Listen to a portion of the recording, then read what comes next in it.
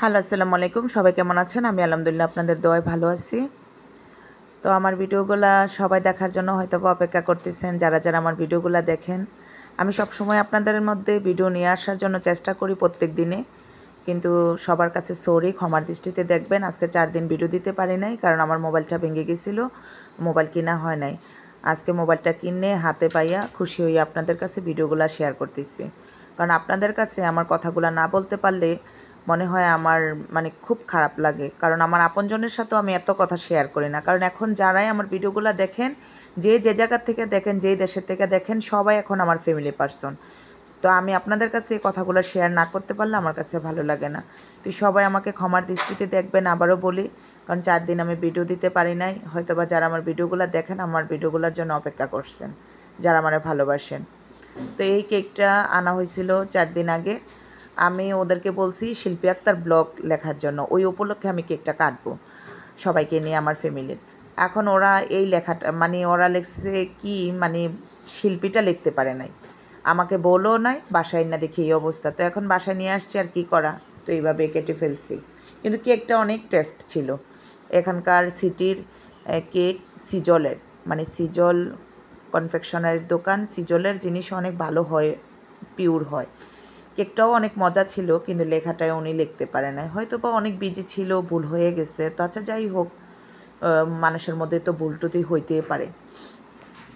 তো এটা সিজলের ভিতরের ইয়েগুলা, এখানে সব কিছু পাওয়া যায়। অনেক ভালো লাগছে দেখা। আর এখানে উনি লিখছে SISV, আমার নামটা লিখতে পারে নাই। আর সব কিছুই ঠিক আছে, আক্তার ব্লগ ঠিক আছে, কিন্তু আমার নামটাই লিখতে পারে নাই। তো আচ্ছা, যাই হোক, তো হাঁসের মাংস দিয়ে তো আমি খাইতে বসলাম। আর আজকে রান্না করলাম পুঁইশাক দিয়ে, আলু দিয়ে, রূপচাঁদা মাছ দিয়ে। এখানকার ফ্রেশ রূপচাঁদা মাছ। এখানকার মাছগুলা অনেক টাটকা। আসলে কম দাম না, যে দামের হিসাবে কম, এখানে অনেক মাছ আছে দেখে এরকম না। মাছ ঠিকই দাম, কিন্তু মাছগুলা টাটকা হয়, ফ্রেশ হয়। তো ফ্রেশ মাছ দিয়ে রান্নাম, এত মজা হয়েছে যে আল্লাহর নিয়ামত। খাবারটা অনেকই ভালো লাগছে। আর শাক ভর্তা অনেক দিন পরে, তো সেই জন্য। তো এগুলা খেয়ে আমরা বিকালে একটু সবাই আমাদের ফ্যামিলির তারা চলে গেলাম 4 দিন আগে সাগরের পাড়ে। এই এই ইয়াটা, মিনি সাগরটা এত ভালো লাগে। এটা চট্টগ্রাম ফিশারি ঘাটের সাথে একটা ব্রিজ আছে, আমি হয়তোবা নামটা ব্রিজের জানি না।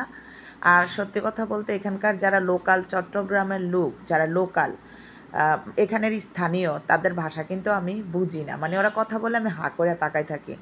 আর যারা অনেক শিক্ষিত ভদ্র, যারা অনেক ঢাকাতে জব করে বা বাড়ি গাড়ি আছে, ওদের কথা বোঝা যায়, ওরা শুদ্ধ ভাষায় বলে বা বোঝা যায় কথাগুলো। আর এখানকার যারা একদম স্থানীয় বা একটু আছে না, যে নর্মাল বা রাস্তাঘাটে দেখলে একটা কিছু, যে এই জায়গাটা কোন দিকে, ওই জায়গাটা কোন দিকে, লোকেশন সম্পর্কে জিজ্ঞাসা করলে ওরার কথা আমি বুঝি না।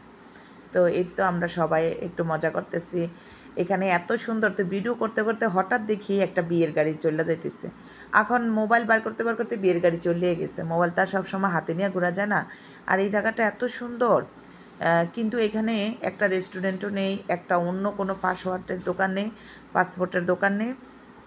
এখানে যদি ফুচকা বা বিভিন্ন রকমের দোকান হইতো, এই যে বিয়ের গাড়িটা চলে গেল ঠাস করে, ক্যামেরা খুলতে খুলতে।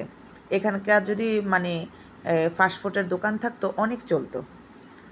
কোনো খাবারের দোকানে নেই, শুধু একটা ঝালমুড়ির দোকান দেখছি অনেক দূরে। তো এই ঝালমুড়িওয়ালা মামারে সবাই গিরানা দিয়া লাইছে খাওয়ার জন্য, কারণ দোকানই একটা।